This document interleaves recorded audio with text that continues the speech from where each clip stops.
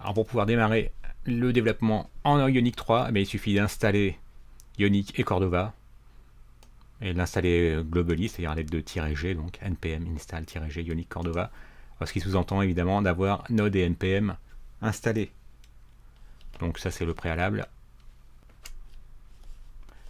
Et pour installer Node et npm, c'est surtout npm qui nous intéressera, il suffira d'aller sur le site de nodejs.org et de cliquer sur le bouton vert d'installation. Voilà. Et pour vous assurer que les choses sont bien passées, il suffira dans une ligne de commande ou dans un terminal, si vous êtes sur un Mac ou Linux, de taper node-v. Et surtout, nous, ce qui nous intéressera, c'est npm qui a été installé en même temps, faire un npm-v. Voilà. Donc si vous voyez des versions s'afficher, c'est bien que vous avez node et npm installés. Ce qui veut dire que vous pouvez installer, donc globalement, avec l'aide de -g, Ionic et Cordova. Donc ça se fera tout simplement en tapant npm install -g Ionic et Cordova. Alors moi je ne veux pas appuyer sur entrée puisque je les ai déjà installés hors caméra pour gagner un peu de temps. Donc à partir de là, si vous tapez Ionic-v, voilà, ça vous donnera une version de Ionic. On a la 3.18.0. Donc bien évidemment, il faudra être un peu patient et attendre que cette ligne de commande que toute installation se soit bien effectuée. Alors donc, une fois que vous aurez installé Ionic et Cordova, traditionnellement j'aime bien faire mes petits prototypes, mes POC, dans un répertoire que j'appelle Sandbox. Donc à l'intérieur, je vais créer un nouveau dossier que je vais appeler food eval bis. Donc ce sera une petite application qui permettra de scanner un aliment qu'on verra en supermarché par exemple ou dans une épicerie. Il faut bien évidemment qu'il ait un code barre.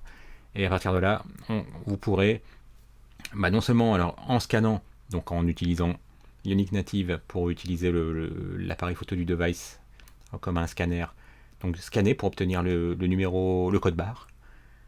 Et à partir de là, on fera une requête à une Web API, à une RESTful API qui nous permettra d'avoir des informations sur ce que vous aurez scanné, à savoir le pourcentage de protéines, de lipides, de protides, de produits allergènes. Donc c'est vraiment quelque chose, une application qui, en plus de son aspect pédagogique, sera probablement utile au quotidien. Alors donc on a créé ce répertoire vide full eval bis. Alors pourquoi bis? Tout simplement parce que, comme toujours, vous aurez accès à tout le code source sur le GitHub de Code Concept. Vous pourrez aller sur les repositories. Et donc vous remarquerez qu'il y a un food eval bis et un food eval. J'avais créé, ça c'était en août. Et celui-ci, je l'ai créé en octobre et novembre. Et tout simplement parce que, comme Angular 5 est sorti depuis, j'ai préféré refaire le projet avec Angular 5. Sachant que Ionic a bien suivi et était passé, en tout cas, avait bien suivi le passage d'Angular 2 à Angular 4, ça c'est certain. Puis maintenant d'Angular 5, donc au moins, je sais que on collera à la version d'Angular, sachant que depuis la version 2, on ne peut pas dire qu'il y ait de très gros changements. Ça ne change pas trop la vie. Les changements sont surtout lieu sous le capot, ce qui permet de faire générer des applications plus légères, plus rapides, etc. Alors, cette installation est faite. Qu'est-ce qu'on va faire? On va démarrer un nouveau projet qu'on a dit qu'on souhaitait appeler food eval bis. Donc on va faire un Ionic start.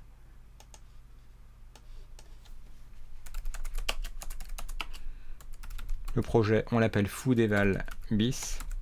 Et on voudra qu'il y ait un menu sur le côté, ce qui est fréquent dans pas mal d'applications.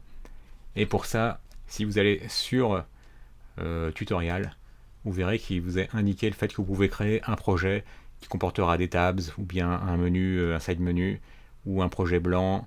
Nous, ce qui nous intéressera, ce sera le side menu. Donc, on va ajouter à Ionic Start le nom de notre projet, et on va ajouter en plus side menu. C'est parti, on appuie sur entrée.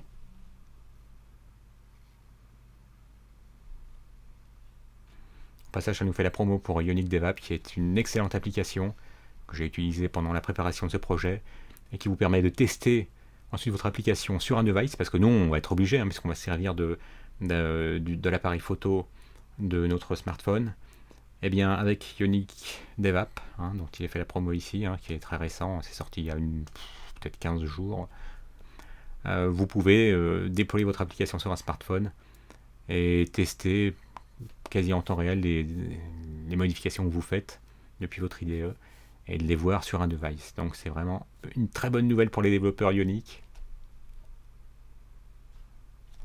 Et donc on verra comment s'en servir.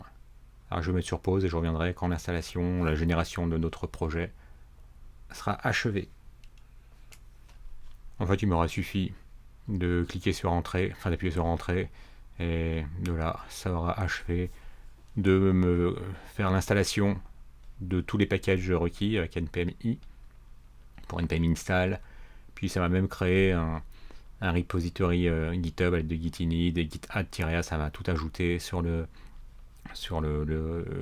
dans la zone qui s'apprête à committer. Puis git commit-m, ça fait votre premier commit. Bon, là, on va pas s'attarder là-dessus parce que c'est pas l'objet de la chose, de parler de GitHub. Ce qui vous intéressera en revanche, ce sera ça, Ionic Serve. Donc vous pourrez aller dans le répertoire de votre application, parce que ça nous a créé un répertoire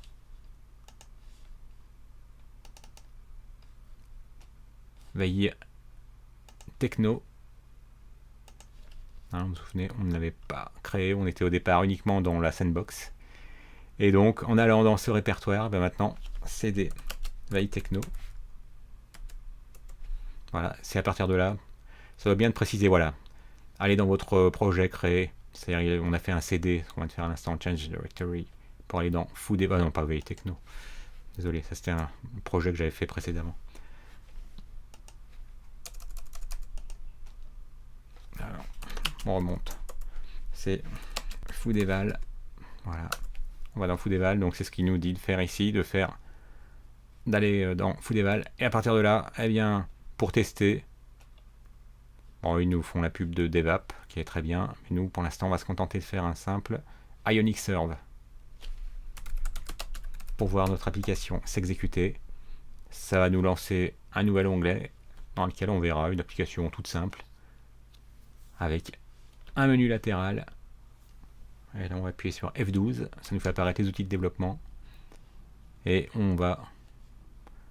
C'est pour avoir une présentation qui ressemble plus à ce qui se fait sur un smartphone. Donc, moi, j'avais déjà cette option activée. Bon, vous avez vu la différence quand on clique sur ces petits devices là.